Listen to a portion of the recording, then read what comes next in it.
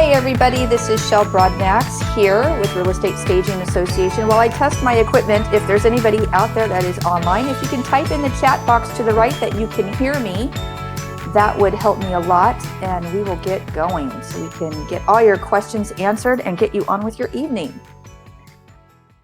So we only have a few people on tonight. We're at about 10 right now. Hey, Carol from North Carolina. I just got home from North Carolina last night. Love it. Trying to move there.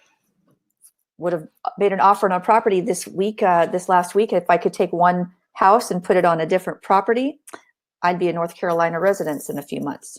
So hopefully I'll be able to get there. Can everybody tell me if you're online, if you have not had training?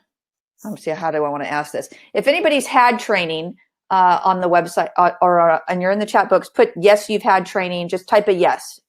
And if you haven't had training, type a no. We'll ask it that way, just where I can kind of gauge where everybody's at in the business.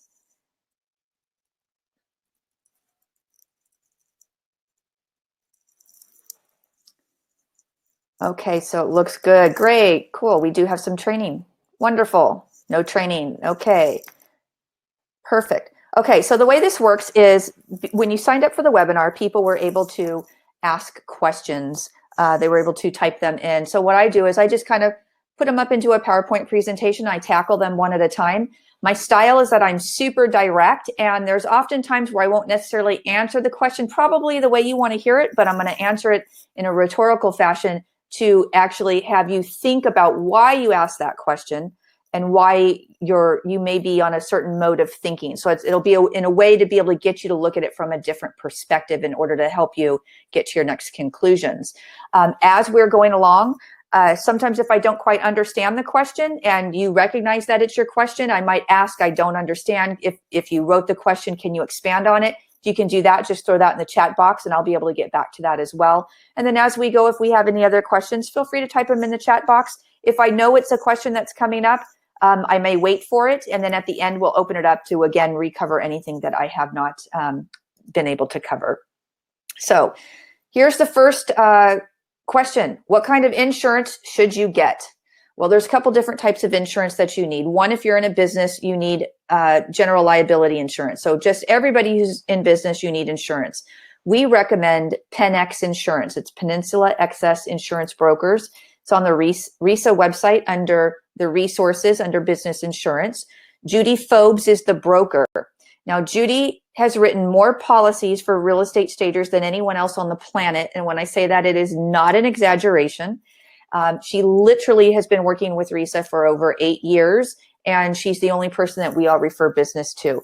She works with all the different underwriters that are out there. So you're not going to get PenX Insurance. She's your broker. You might get Travelers, or you might get the Hartford or something along those lines. But Judy has the most experience in working with stagers. She understands the program.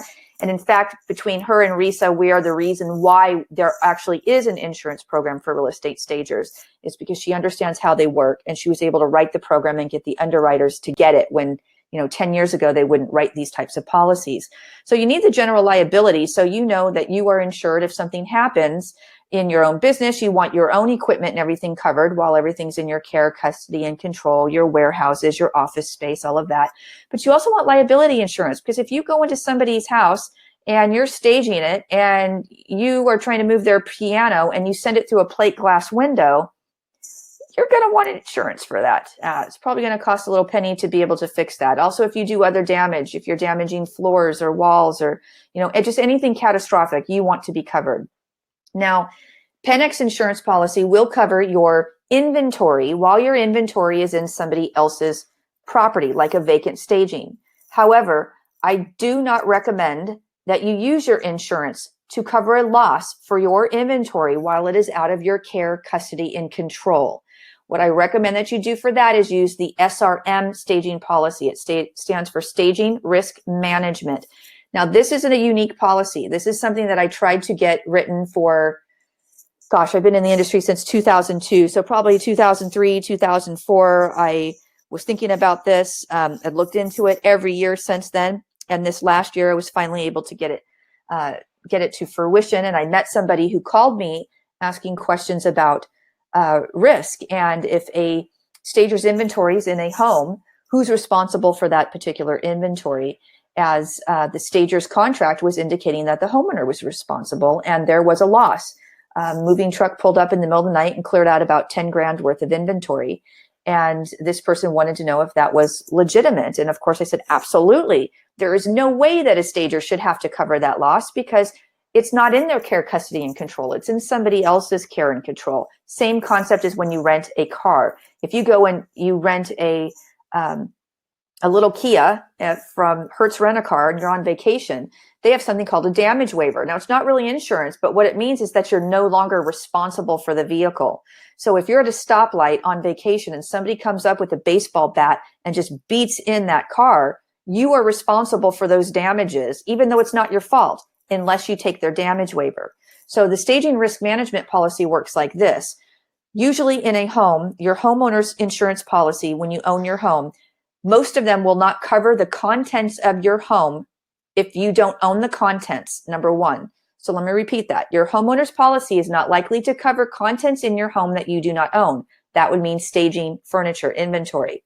They also don't cover the contents of the home after 60 days. Some policies are 30 days. So vacant, if you own a home and you might be a snowbird and you have two homes and you go back and forth, a lot of people will come home after they've separated for the seasons and they come back home and they might have pipes that have busted or something that's wrong. They turn in a claim and their carrier tells them, well, what happened with this? And they say, well, we were at our summer home. We weren't here. And they say, well, it's not covered because you weren't living in the home. So a lot of people think that their homeowner policy will cover them and will cover the staging inventory when in reality it does not. So these insurance policies are very important, in my opinion, to be able to get. The staging risk management policy, you buy it per project. So you can position this a couple different ways. One is you can add it into your contract and state that the homeowner's responsible for your inventory while it's in their home.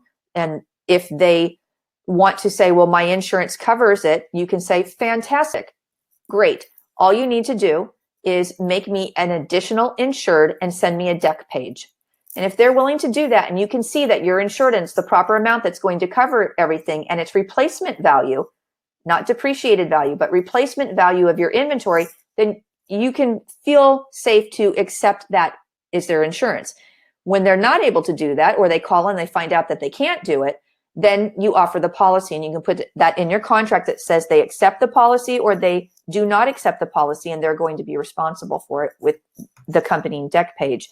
Now with that staging risk management, you can purchase these policies individual per staging up to $30,000. So up to $10,000 is $180, up to $20,000 is $250, and up to $30,000 is $300.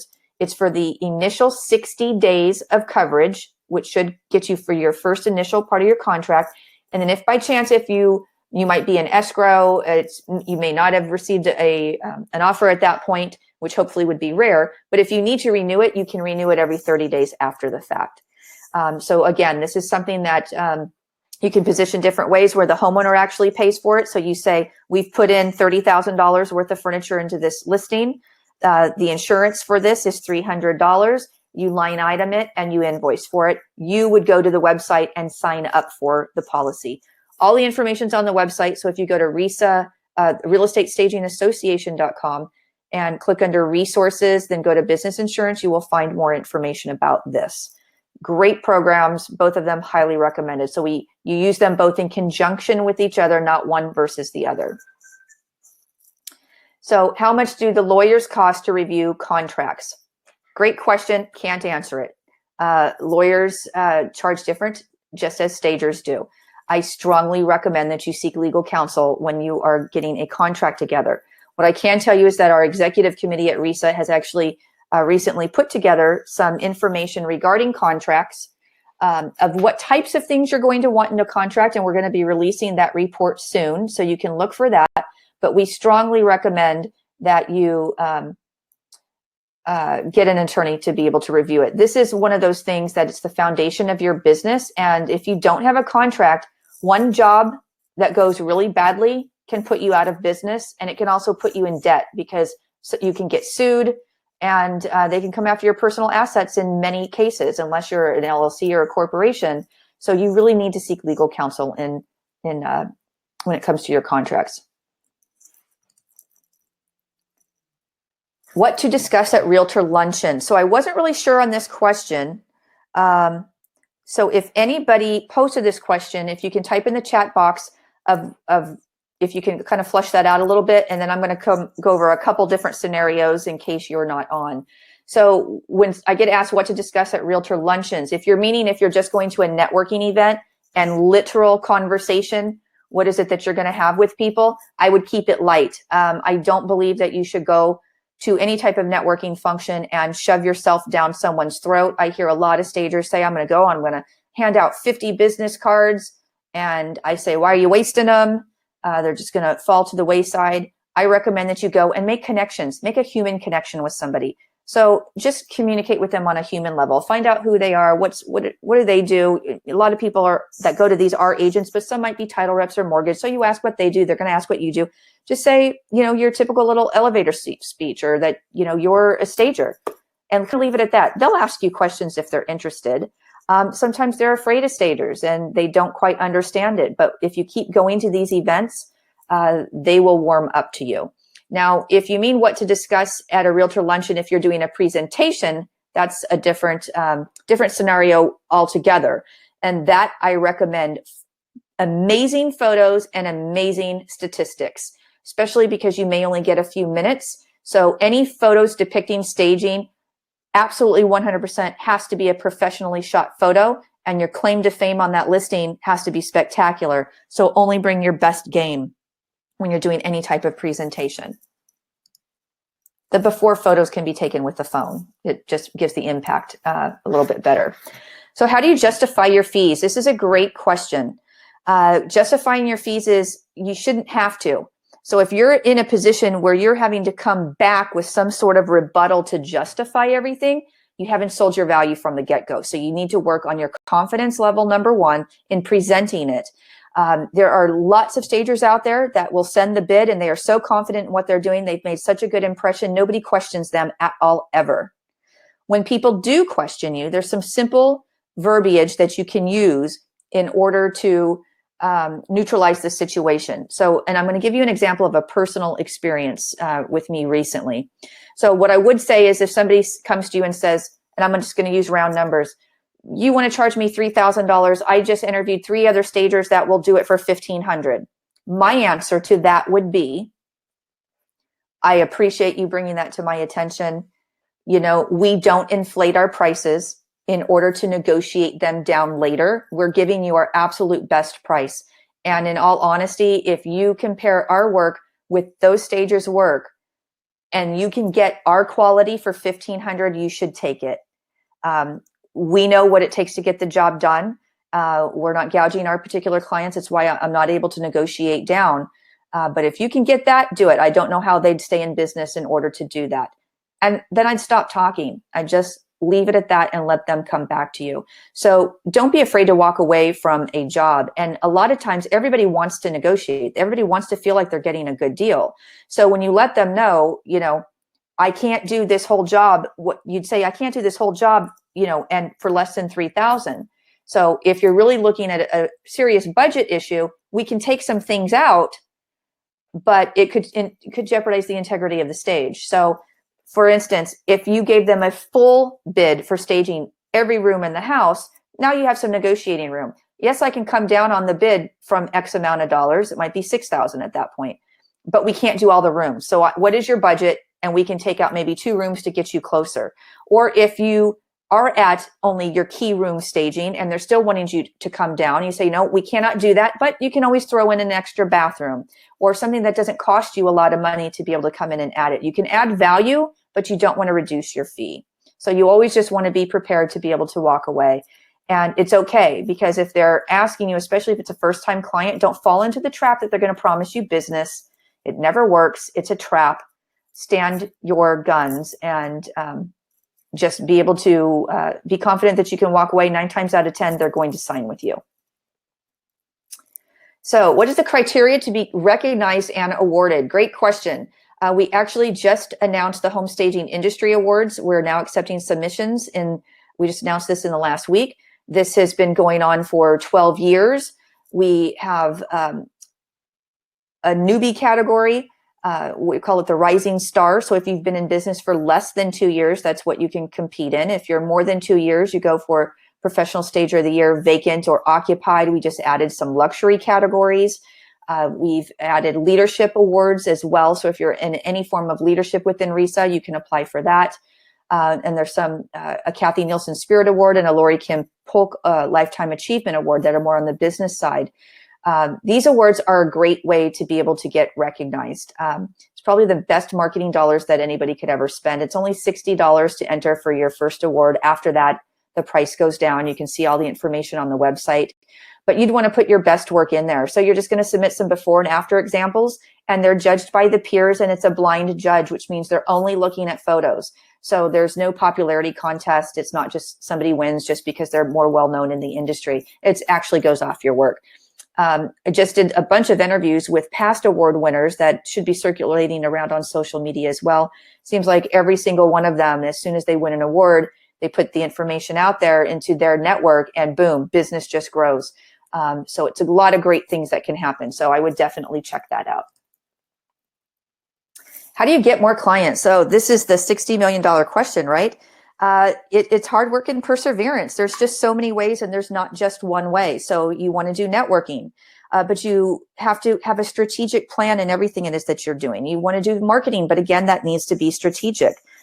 And it really kind of depends on your business model. So you want to do a little bit of everything. You have to have an amazing website. That's your calling card.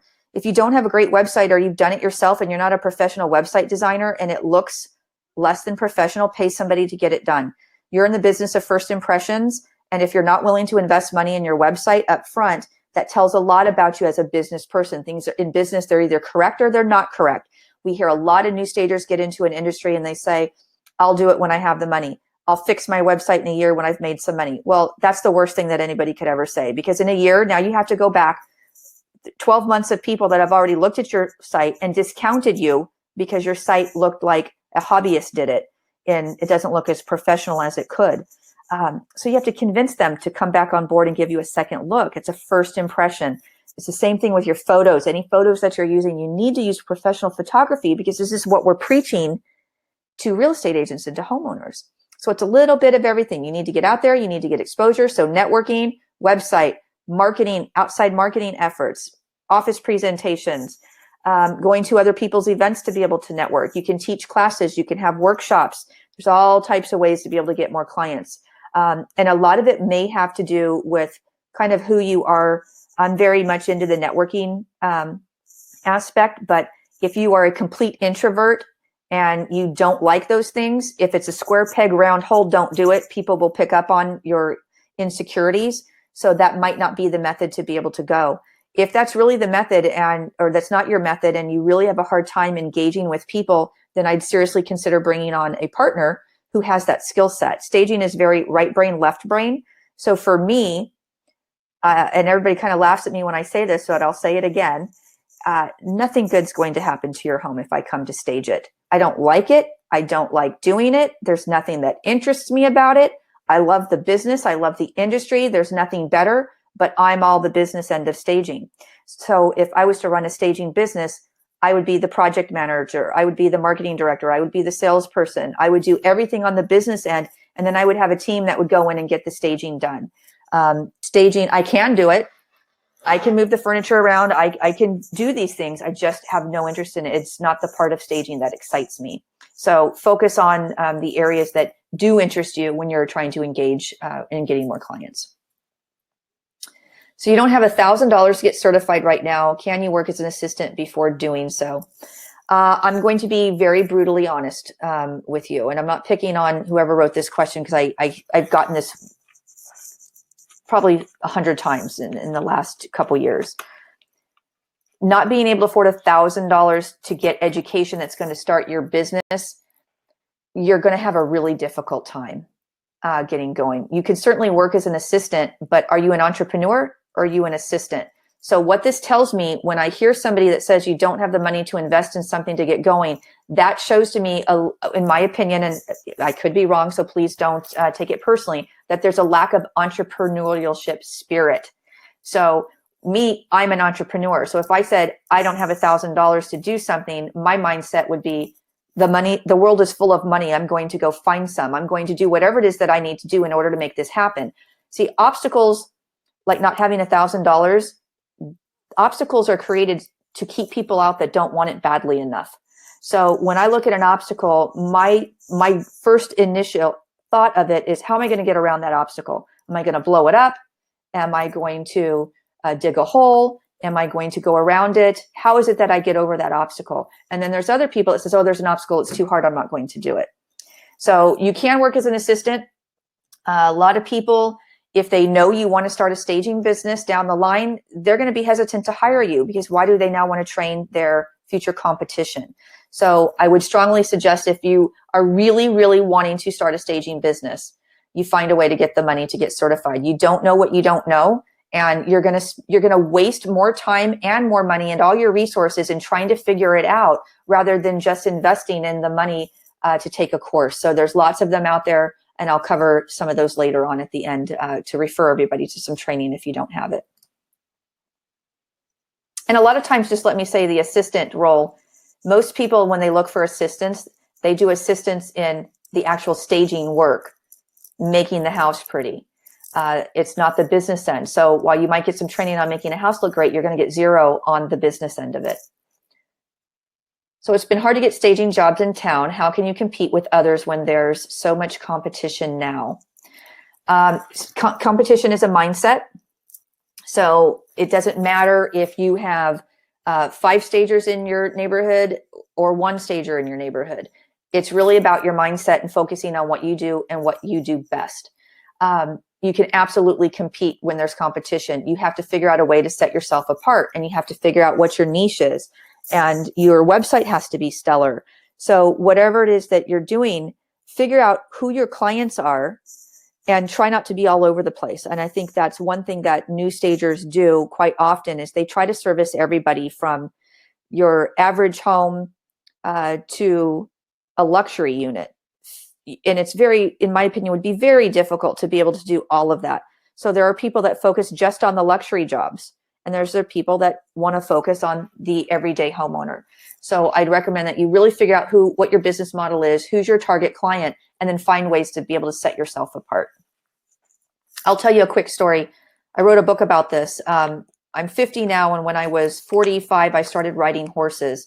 And I'm extremely competitive, very outgoing, very competitive, and a big mouth. So I went to RESA many years ago, and I did a speech just about attitude and competitions and whatnot. And I said, I've started to ride a horse, and I'm going to go out and I'm going to win a buckle. I'm going to compete, and I'm going to win.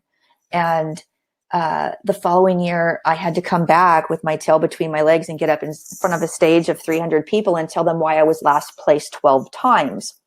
And the reason I was last place 12 times was because I was horribly concerned about my competition.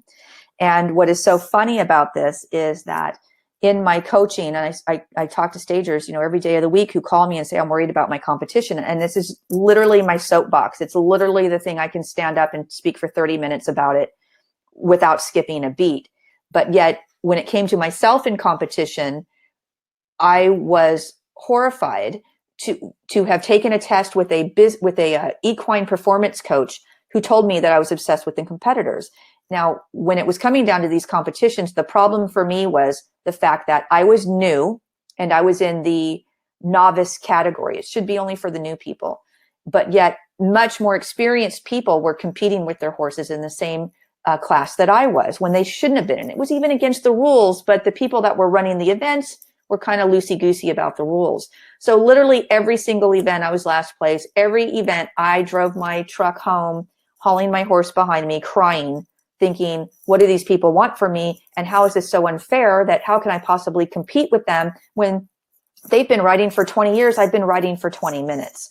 And this lady gave me a test. This is what she pointed out. And she said, go back to the drawing board, get your competitors out of your mind, make your goals between you and your horse.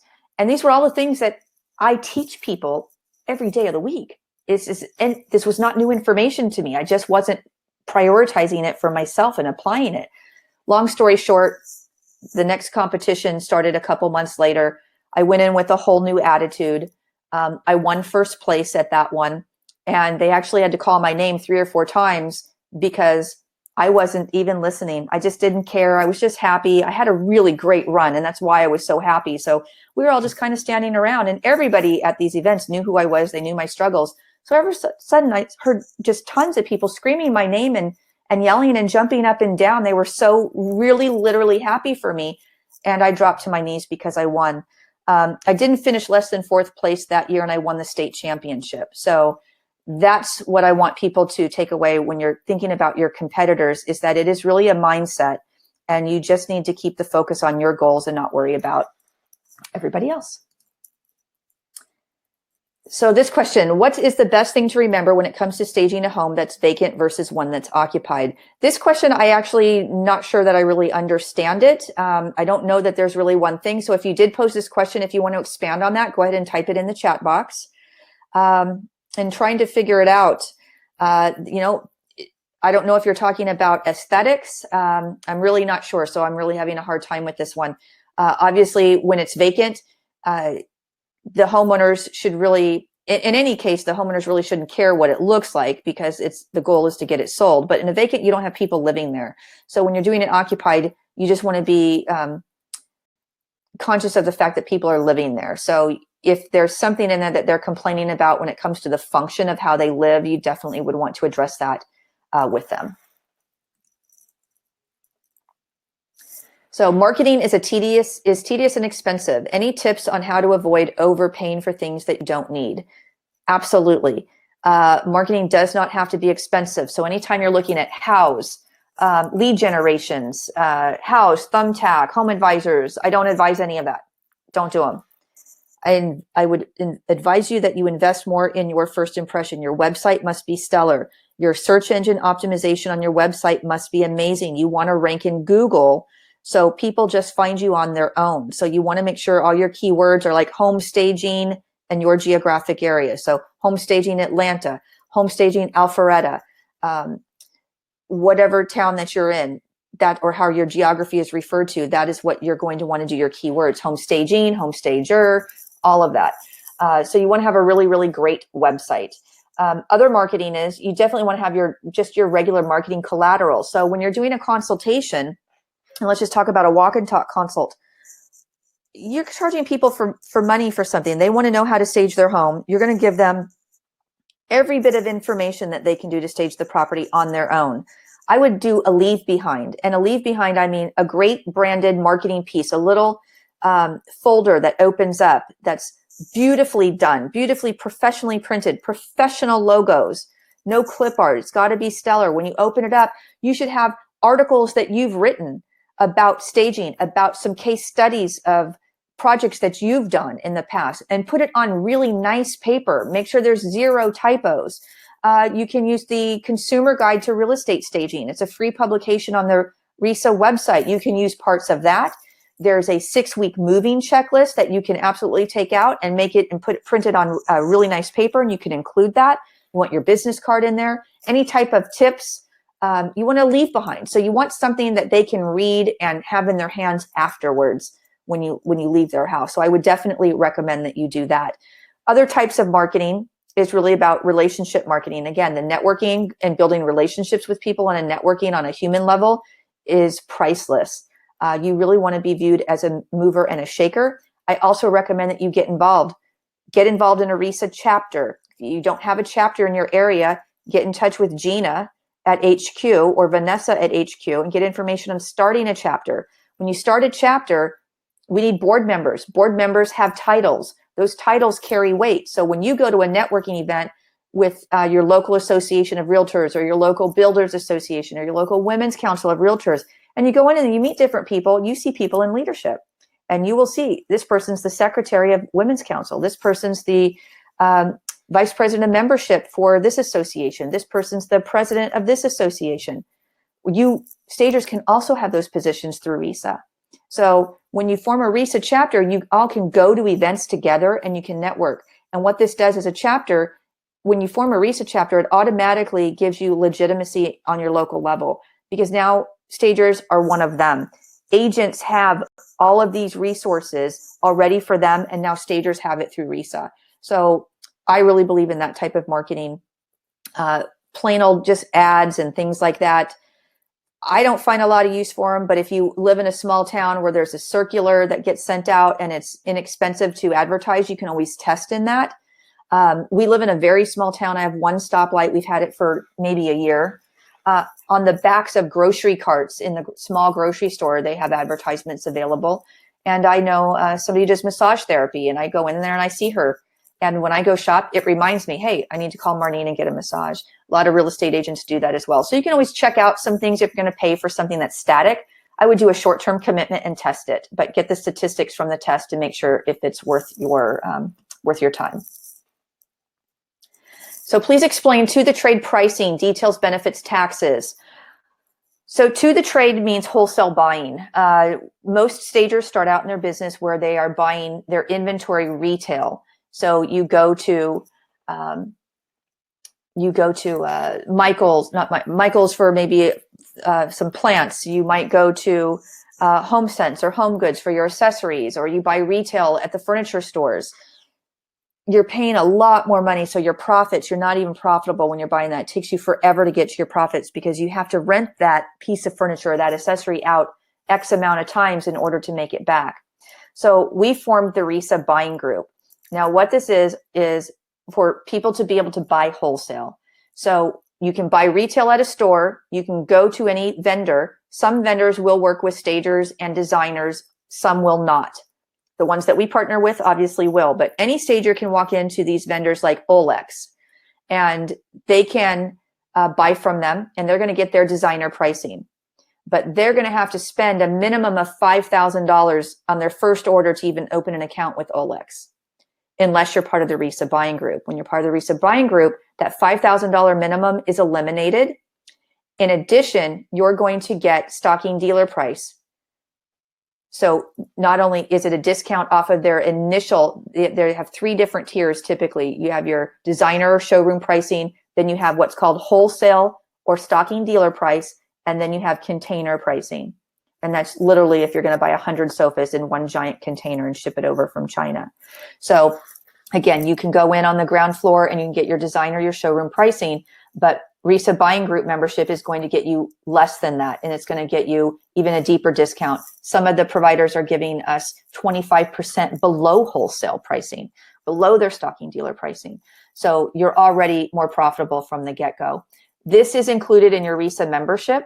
So if you're already a RESA member, you can go to resabuyinggroup.com and you can sign up online.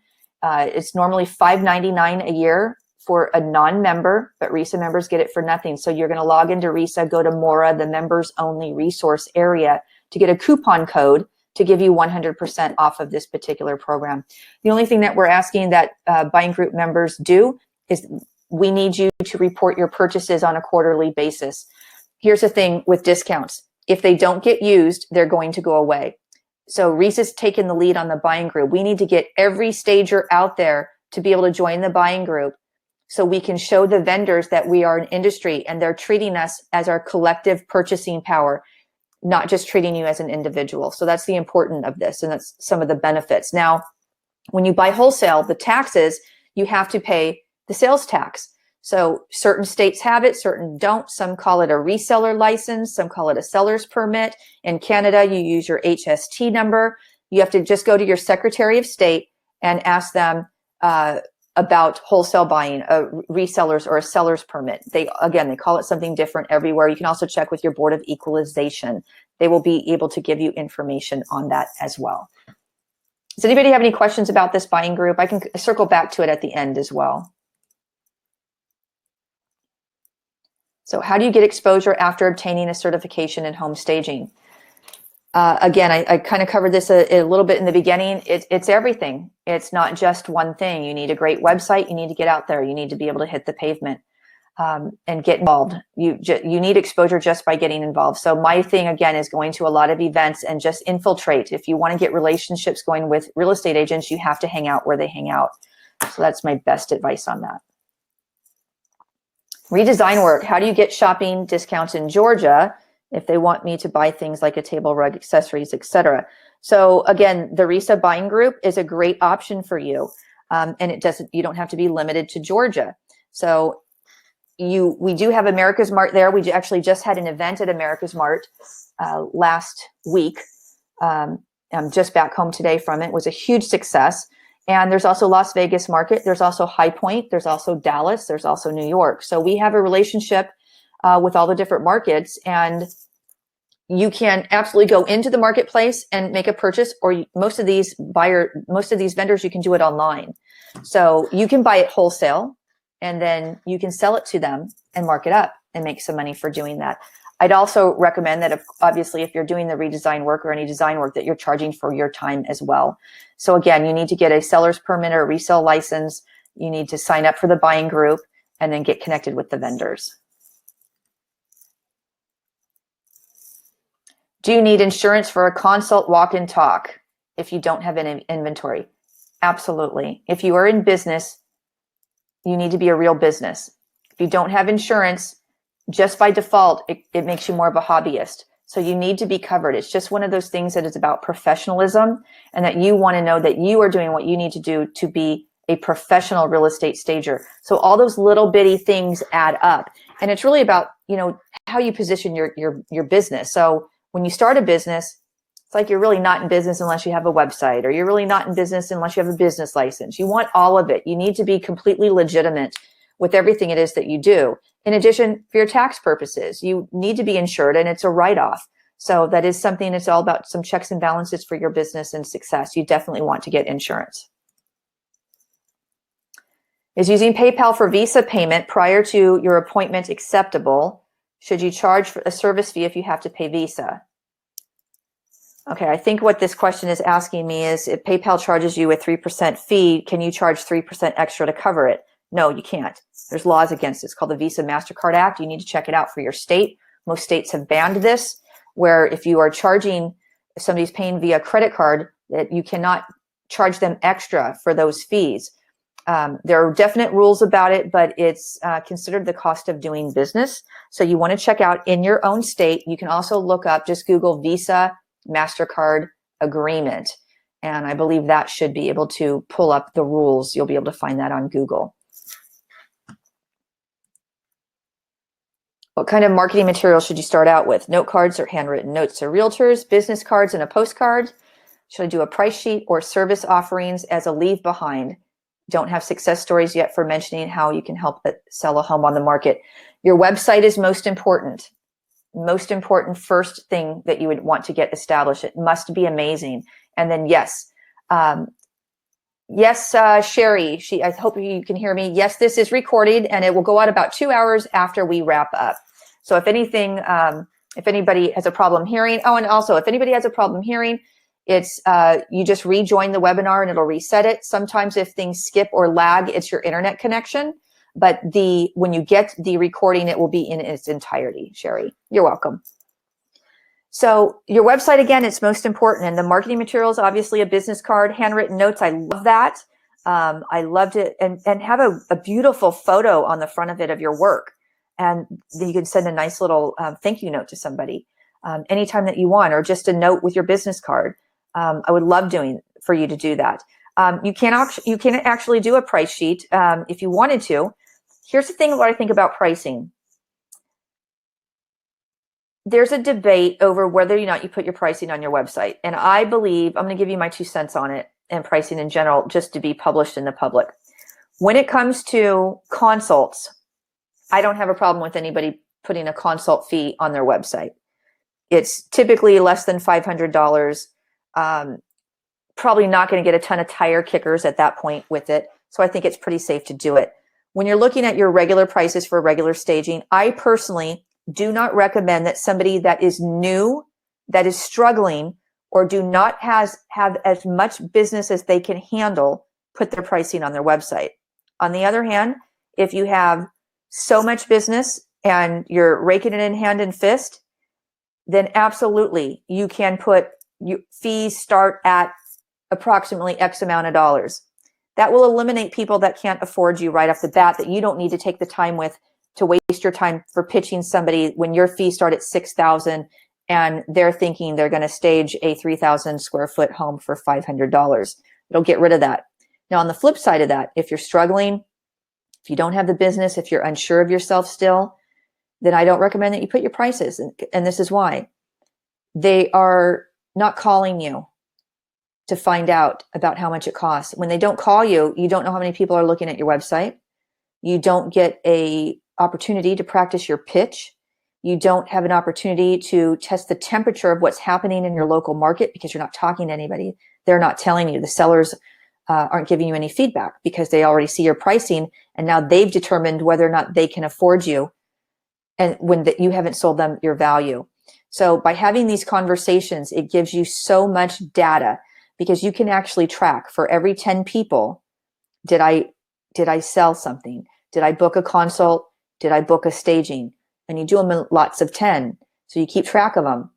And so if you talk to 10 people and you haven't booked anything, you know you still need to work on things and you need to look at something. And then on the other hand, if you talk to 10 people and you know you've booked one staging, great. Now raise your goal to 2. Now bump it up to 3. It gives you a way to be able to track everything. So just consider that. If you want to avoid the tire kickers, put it on there. But also know if you're underpriced, whatever it is that you put on your website, that's what you're going to attract. So if you are, and think of it this way, I'm looking for a house right now. I've been watching the market for about 2 years, and I sort on when I'm looking for the house, I sort by the lowest price, and then I sort by the highest price to see what I'm missing out on and what it is that I really want. And sometimes you kind of settle someplace in the middle. And I think people that are looking for stagers are the same thing. But when they see your pricing, they make a predetermined notion over whether or not they can afford you or not, because they don't necessarily understand the value. So just consider that. And you can try it with both. Try it for 6 months with one, try it without, see what you do more of. Does my Kindle version of the marketing book include everything that the paper edition has? I believe it does. I did not publish the book, but I am almost 100% sure that yes, the Kindle is the 100% exact version. It just doesn't include my autograph when you buy it. Not that that's important. I do not have any training to become a professional stager, but I love to organize. What are the first steps? So I'm not sure first steps to what? First steps to becoming an organizer, to get the training. Do you want to be a stager? Organizing is very different than being a stager. So let's kind of cover that. I like to organize some stuff on my own from time to time, but I don't like doing the staging job. So for me, they're very different. And sometimes they go hand in hand. I know in the beginning of the industry, 16 years ago, there were a lot of people that were doing organizing and staging. I don't know a ton of people that do both anymore. It was something that seemed like a good idea at the time, but it really is 2 different business models. Now, that doesn't mean to say that you're not going to use some organizational skills in the business, because that will certainly help people. And if you want to offer, a package system where you can help people organize in order to prepare for staging, there may be people that will want to take advantage of that. You just have to price it accordingly. Most stagers, when get asked, are you going to come and pack up all my stuff and organize for me? Most stagers' response is, our fee's $250 an hour. If it's an 8-hour job to do this, you'd be better off doing it on your own. Plus, they don't want to handle their tchotchkes and their china and things like that. They don't want the liability of it. So the first thing that I recommend is get training. Everybody, I can never say this enough. You absolutely have got to invest in training. I think I'm okay as far as what it is that I tell people, my advice. I mean, somebody could say, oh, she's not all that in a bag of chips. But what I can tell you, it's unrealistic if anybody thinks they're going to get on the Newbie webinars and learn how to start a staging business. I do a great job at answering these questions. I can't go as in-depth as sometimes I'd like to. But in reality, what I can tell everybody 100% without fail is you don't know what you don't know. And even me, we have people, on the RESA board of directors that are much smarter than I am. We have a CPA on our board of directors. I couldn't math to save my life. I can figure out a percentage on a sale for the sweater at Macy's that I really want. But other than that, math is not my forte. I do okay. I hold my own, but I seek other people's advice. And you just don't know what you don't know about books or finance or whatever. Same thing with staging. So I strongly recommend that everybody get training. That should be your very first step in getting going. What is a good purchase list for starting home staging inventory? Everything that you'd put in a stage. I'm just going to have a real simple answer. Everything that you'd put in a house. So furniture, you got to have the furniture. You have to have furniture that's interchangeable with other furniture. You need to figure out what types of homes are you staging? Do they have a certain look? What type of furniture are you going to go into it? Are you looking at mid-modern?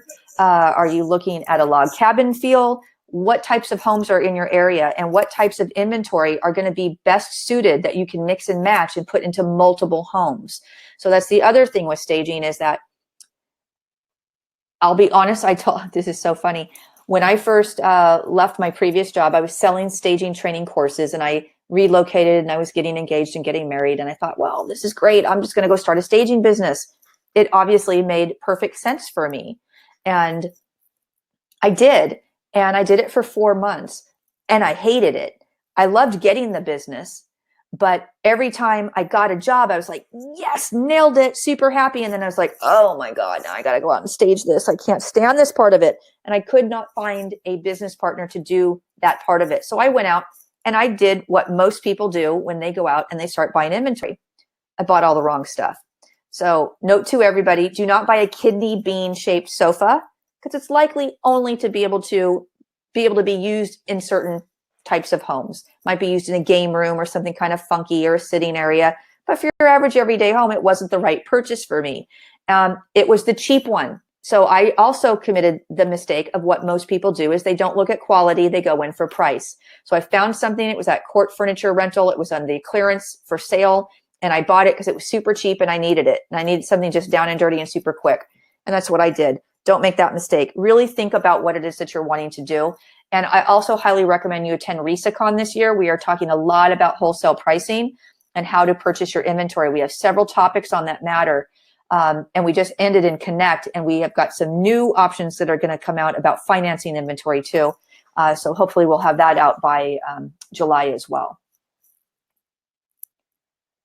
So what's the best way to begin a career in home staging? Is certification required? Great question. Certification's not required. We are a self-regulated industry, which means that the government is not regulating us. Unlike the interior design field, you have their major organization, ASID, where they actually go on a state-by-state level to enact legislation that will restrict what designers can and cannot do, or decorators can and cannot do, and whether or not they can call themselves a designer or not. They're called Title Acts and Practice Acts.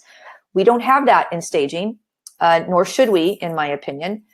Certification is not required, but it's highly recommended. Again, you just don't know what you don't know. And I guarantee you, every stager I've ever talked to that did not get training in their first year, in their second year, they get the training and they kick themselves saying, why did I wait? Same thing for RESA. I just met somebody recently that said, I've been staging for so long, and this one event that I went to at RESA would have answered so many questions from the beginning. Why didn't I go sooner? Education is key. Knowledge is power. It's not a cliche. It really does work. So I'm going to talk to you just a little bit about the training. These are the different training providers that we work with. So if you are interested in training, the top 4 logos are our accredited training providers. And what the RESA accredited training means is that RESA, as an independent, neutral, third-party organization, we have created standards of what needs to be taught in a training class when you're starting to start a staging business. These training providers have applied to receive our accreditation, which means they've given us their books, their modules to their online classes, their policies, their procedures. I've seen copies of their email confirmations, everything, even their fiscal soundness, to make sure that we know they're not going to be in bankruptcy tomorrow. So if you book a class with them today and you are supposed to show up on Friday in Boston for a class, that they're going to actually be there. We've reviewed everything. They have passed. They've received our accreditation. The second group of logos are our affiliate training providers. Now, these are all pre-screened and they are properly vetted. We have checked their references. They follow a code of ethics, as do the accredited training providers, and everybody agrees to have complaints be able to be filed against them by their students through RESA should a dispute arise. Knock on wood, we have no disputes. We've never had any issues. Everybody that's on the RESA program, any one of these, I think that anybody would be happy with. What we recommend that you do if you're looking for training is to click on every logo, review their information on our website, follow through their website, review the information again, cross off the list of what doesn't apply to you. If you are not attracted to it, if something rubs you the wrong way, it's just not hitting what you need, take it off your list. Get the list down to a handful of them and then call. And when you call them, you can talk to them directly. And then by using this method, you will be able to choose the program that is right for you. Now, with that being said, I don't think you should choose a program based off geography, just like I shouldn't have chose a kidney bean sofa based off price. You need to choose the program that best suits your needs. So what I can tell you is if you choose one based on geography and that's the sole purpose and it might not be everything, you will regret it later. This is other things we've heard from people. I took this one class. It was just close to me. I got in, I got out. I wish I would have just made the investment and gone someplace else. The other thing to consider is how you learn. Do you learn well for something that's online versus in person? Some classes are in person where you may have to fly there to take the class, but you're there for at least 3 days, most of these, some are 5, and you're fully immersed in it, and you're there with peers. So you get to know people that are in the same boat as you, get your questions answered one-on-one right there. You're really in the thick of it, so that you may learn better in that environment. On the other hand, you may learn very well doing something online and at your own pace. So if you like something that's online, the only other thing is to consider is, do you have an environment that's conducive to online learning? So if you've got kids at home, spouse at home, when's dinner going to be made? The dog peed on the floor. I can't find my roller skates. Johnny hit me. Whatever it is, if that's your lifestyle at home, you may want to go somewhere for 3 days. I'm just saying. And the in-person class might be something that you want to look into.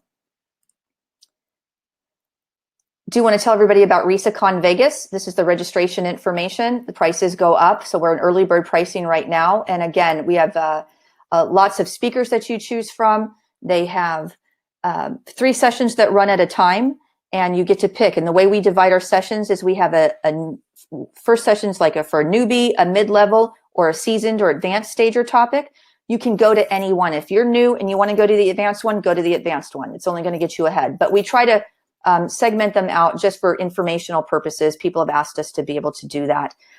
So we also have Dottie Herman, who was just named as Forbes' richest self-made woman in real estate. She's going to be our keynote speaker. Lots of great things happening at RESACon, including the Home Staging Industry Awards as well. If you haven't applied, please check it out. Apply for that. That's one of the best things that you can do for your business. There's top 10s. And in some years, especially in the new category, we've barely gotten to 10 because people think, oh, I'm not good enough, I'm not going to submit, where literally your chances were really good of getting in because people just didn't submit. So once you get into the top 10, then there's an actual winner in that category. So again, check it out. I want to open everything up for questions right now. We still have time. I'm happy to stay for the next few minutes and answer any other questions that I didn't answer clearly, or if somebody's thought of something brand new, just go ahead and throw that in the chat box and I will get to it.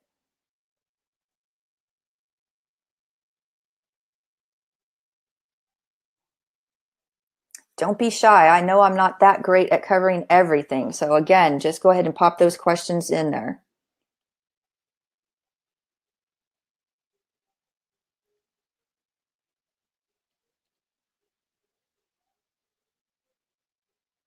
Okay, doesn't look like we have any questions. Well, it has been great. I appreciate everybody that joins these webinars. I really love to be able to do this. I love to connect with everybody and answer your questions.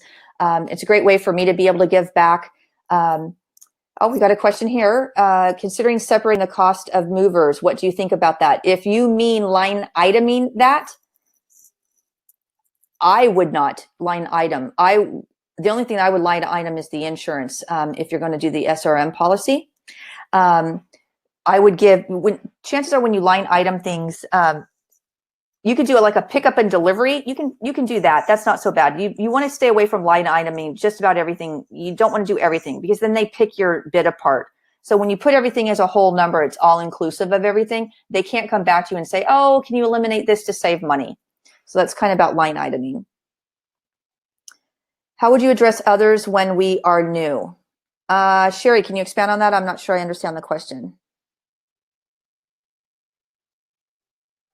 Is there additional training? Carol, what do you mean by additional training? Should you have a contract when you go in for a home or a redesign? Absolutely. Shouldn't set foot in anybody's house without an agreement. You have to protect yourself.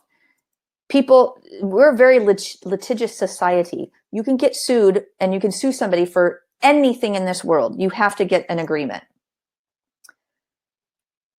Additional training like CE or other certifications. Yes, if you go to resaeducation.com, we have the webinars that I just did tonight. This is called our professional development series. If you're a member of RESA and you log into RESA, go to Mora, members only resource area, you'll get a coupon code.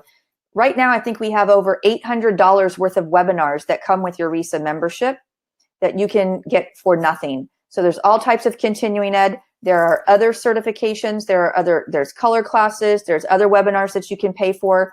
There's all types of continuing education that's out there. Recommendations for accepting credit card payments. Actually, I do. A lot of people use PayPal. A lot of people use Squarespace. You can certainly do all of that. You can also just get a regular merchant account. And at RESACon, I believe I'm about ready to bring on a new merchant account vendor. And this vendor is able, if you already have a merchant account somewhere, they're able to take your reports for the last 3 months. They'll run them through their numbers and see if they can get you better percentages and better pricing. So that should be coming out soon as well.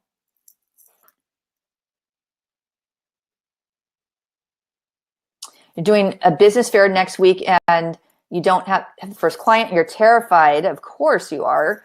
That you don't know what to say when they ask about their experience. Sherry, why do you think they're going to ask you? They're not going to ask you, girl. You're going to go in there. You're going to be decked out, dressed professionally. You're going to be you. You're going to not be terrified. You're going to be excited. So I want you to reframe your thinking already right now because you're setting yourself up for disaster. When you say it, your brain cannot tell the difference between positive words and negative words. So I know a lot of people think, oh, positive affirmations, they don't work. And I say, really, they don't work? Then why is it that when we're always beating ourselves up, it tends to make us feel badly? Positive affirmations absolutely do work. So let's reframe your way of thinking because you are so excited to go to this. It's so exciting for you. And I'm excited for you, Sherry, because you're going to go to this event. You're going to be everything it is that you can be. And people are not going to ask how much experience do you have, because you're going to ooze experience from your soul when they meet you. So you just want to be confident about what it is that you're doing. If you love staging, Sherry, and you can make a room look amazing and you believe in yourself, let your passion speak. Don't overthink it. Just your passion. You go out there and you can talk about Hershey bars with passion, and anybody listening to you is going to want one. So that's what I want you to do. Just be excited about it. Be yourself and have fun. Bring your business cards. If you are at a fair and you have your booth area, if you can make it, set it up into like a little vignette area, do that. Have pictures. If you have electrical and you can run your laptop and you can have photos of great stagings, you can do that as well. If you haven't gotten your first client yet and you don't have a lot of photos, if you can get photos of rooms that you've staged maybe in your home or something like that, try to do that and circulate a few of those as well. Okay, for the agreement, Susan, when you are getting a contract together, I would not get out of bed in the morning and make my way to somebody's house for an appointment, no matter what it was, until I was paid and had an agreement. So you can send them the agreement. A lot of stagers are using DocuSign, 17 hats, whatever your process is, get the signed agreement and get the money. And I would definitely recommend that you get a 50% deposit on staging. And that should be due 5 days prior to your staging job before you even put it on the books. So the agreement is you sign the agreement, you pay a 50% deposit. At the time when I receive the deposit, then I put you on the schedule and we're booking 5 days out in advance. don't be hungry. Don't be thirsty to where they call and say, can you be here tomorrow? Any person that says they can show up tomorrow for a staging job and it's a rush, that is a huge red flag. It's a banner waving it in your client's face that you're not busy and that you can do that. So you always want to stage 5 days out. It's just about professionalism because you are going to need some time to prepare for that. So then the rule is you confirm it the day before, and you also want to make sure nothing is being done in the home. All the contractors are out of there. It's been cleaned. There's no wet paint. It has to be ready for you to be able to stage it when you pull up.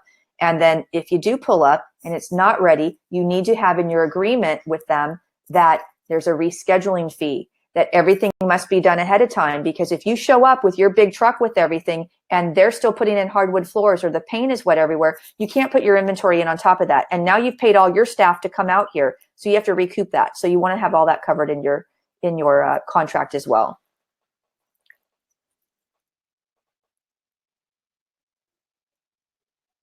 Is it normal to ask permission from the client to share and post before pics of a home? Yes, in your agreement, you should put a PR clause in there and a photo rights clause so that their photos can be used, that no identifying information will be used. However, if you're a member of RESA, we have a code of ethics, and the executive committee just posed a new ethics for the to the board of directors, and the board of directors just approved it this last week. And so we'll be adding it to the code of ethics that you are not allowed, RESA members will not post a before photo until the home is sold. So that's something that was really important. A lot of members had brought that subject up. A lot of people were doing it before the houses were selling, and it's just really bad form to do it beforehand, but you should absolutely put it in your agreement. And then afterwards, you can absolutely do that as well. What can we post on your websites if you haven't staged a home yet? That's a good question, Danielle. Here's the thing. You don't need a ton of photos for your website. Yes, people that have been in business for a while have an extensive portfolio, and it does help your SEO as you go along. But the most important thing is to have some really well-placed photos. So Danielle, if you haven't staged a home yet, can you stage something in your own house? Can you do your neighbors, your mothers, your parents, your sister, your brother, somebody? Find somebody that you can go in and stage a room in their house and then take great photos of it. It's got to be professional photos though, Danielle. You've got to invest in a photographer in order to get those photos on your website. So instead of having a portfolio, you would have a services page, and you could have a beautifully staged photo on that services page. You only need one. And then on your about page, you can have you, any team members that you have. You might have another photo there. You might have some information on the home front page of your website, the home page, and you can have just a couple strategic photos there. You just don't ever want to use stock photos on your website. In your portfolio, it's against the RESA Code of Ethics. If you have stock photos on your website that depict staging, and you're a RESA member, you have to have a disclaimer in your footer of your website stating that there are stock photos on your site, but the portfolio is all of your work, so you need to be really careful about that. You also want to just put a lot of really powerful words. Your copy needs to be stellar. Don't copy it from somebody else. Stagers, that's one of the biggest complaints with seasoned stagers about new stagers, is that stagers copy their websites verbatim, word for word. People work really hard on their marketing copy, and you should too. And when you copy it from someone else, I'm a real big law of attraction person. Things are either correct or they're not correct. So when you're building your business, if you're hijacking information from somebody else, it's not you. And it really does something to the energy around your business, and the universe just doesn't provide for you at that point. You can look at other people's websites for inspiration. I do that. I agree with that. If I have a logo design that I'm thinking of, I might look at things for inspiration, but I don't copy it. Sometimes just reading somebody else's information can give you a really good idea of how you want to position yourself, but you just want to think about what's unique to you and put that particular copy on the website. Any other questions? Just go ahead and keep them popping up there. I don't know. I think if actually, I don't think I can show you. I can only show you this screen right here. I was going to go to the RESA website, but I'm not able to do that. Okay, I think that's going to wrap it up for tonight. Again, thank you so much for joining me and taking time out of your busy week to sit with me once a month to do this. I absolutely love doing it. Please check us out, realestatestagingassociation.com. If you have not become a member, please do. We certainly welcome your business, and we enjoy providing these resources for the industry. Until next time, happy staging.